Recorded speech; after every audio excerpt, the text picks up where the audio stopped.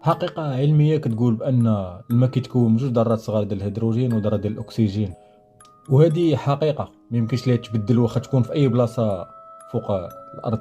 هادشي كان شحال هادي، حيت تقدر تخرج شي نظرية وتقول لك ما كاين لا أكسجين ولا هيدروجين، لأن بكل بساطة العلم ولا كيتباع وكيتشرى باش يرضي بعض الجهات. فلوس كثيرة كتخسر سنويا على الأبحاث المزورة، حيت كاين شي مؤسسات شي شركات كتدفع فلوس كثيرة وكتوظف العلم ضد راسو باش تحقق الأهداف ديالها. في الخمسينات خرجت واحد الدراسة علمية كتأكد أن التدخين كيدير السرطان، وهادشي اللي تبتاتو التجربه ملي شدوا شي فيران وحقنوهم بالمواد الناتجه او الاضرار الناتجه على التدخين وتصابوا بالسرطان. عندك تقول لي هادشي حتى هو مشكوك اولا بالاحرى الدراسه كاذبه؟ غير صبر شويه، حيت الدراسه صحيحه 100% وباقا ليومنا هذا. بسبب هاد الدراسه بداو الشركات ديال التبغ اللي كيصنعوا الكارو بداو كيخسروا بزاف يوم على يوم.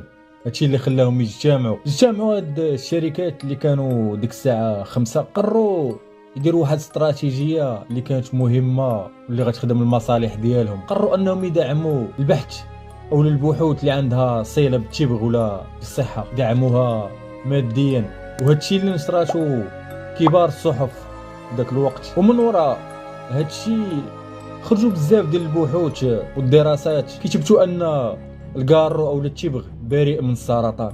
وفي هذه الحاله تكون في نظرك غتيق. دازت 60 عام من بعد ما خرجوا دراسات كيأكدوا ان الكارو او التدخين كيدير السرطان، ولكن حتى فات الفوت حتى ماتوا بزاف ديال الناس بسبب المرض. نجيو لواحد القضيه اللي خطيره اكثر من الاولى. واحد النهار حتى بدا النحل كيموت باعداد كبيره يوم مورا يوم. العلماء هنا وحلوا في الحل، ما كانش شي تفسير علمي اللي كيبين السبب ديال الموت ديال النحل ديال العسل بهذه الطريقه. بدا كيموت نحل عام على عام بشكل كبير. خرجوا بزاف ديال الابحاث والدراسات اللي قالوا بزاف ديال الاسباب اللي قد يكونوا سبب في الموت ديال هذا النحل. ما هي هذه الاسباب؟ السبب الاول الاحتباس الحراري، السبب الثاني التقلبات المناخيه، السبب الثالث الضوء ديال الليل اولا الاناره العموميه كتبقى شاعله اللي كتخلي النحل ما كيدخلش في السبات اولا ما كيرتاحش.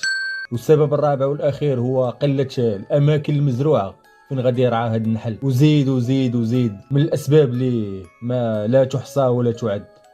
هذا الشيء كامل ما كانش دراسه اللي عطات شي سبب مقنع للموت ديال النحل، والمشكل كان قدام كلشي وكلشي كان كيشوف فيه، ولكن ضروري تخرج شي دراسه باش تبعدنا عليه. بكل بساطه السبب اللي خلى النحل يموت بهذه الطريقه هما المبيدات الحشريه اللي كتصنعها بدورها بزاف ديال الشركات الكبيره اللي كتدخل ارباح مهمه، وبكل بساطه حتى هي كتدعم البحث العلمي. وهذا الشيء كل ما بحثنا اكثر غادي نلقاو كثر. مثلا في 1989 خرجوا جوج ديال العلماء في معهد بوسطن في امريكا، قالوا واحد الدراسه مهمه على انتشار الخلايا داخل جسم الانسان، لان البلاستيك فيه واحد الماده سميتها بيسيفينول اي كاينه في القراعي ديال الماء وحتى الرضاعات والقراعي ديال الدواء وزيد وزيد وزيد. ودابا الشركات اللي خصو مبلغ كبير باش يشريو دوك الجوج ديال العلماء باش يزيفوا هادشي اللي توصلوا ليه او اللي يخزنوه على العالم، وتجيب لنا عالم ولا جوج من دوك العلماء المشهورين تخلصهم باش يخرجوا لنا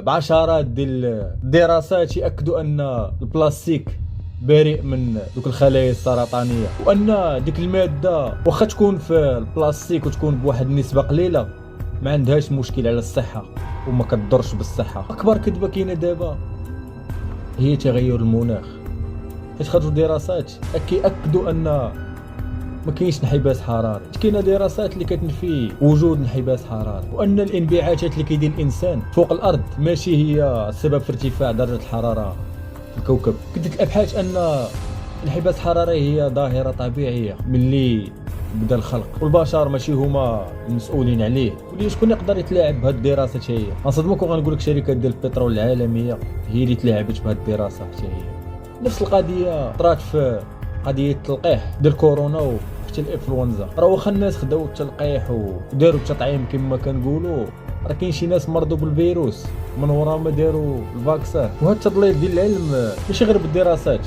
اللي كتعكس حقيقه، لا كاين طرق اخرى بزاف بحال تشيت الراي العام اللي كيعيا في التقلاف بزاف ديال الدراسات، الالاف والالاف ديال الدراسات وديال النظريات وديال البيانات اللي كتهضر على نفس الموضوع، اللي كتخلي من المستحيل الانسان العادي يوصل للحقيقه اولا شنو هو طاري في هذا الكون. ولا كيكثروا من الدراسات الخاويه اللي ما عندها حتى فائده، مثلا بحال دراسه اوريو، اوريو بيمو.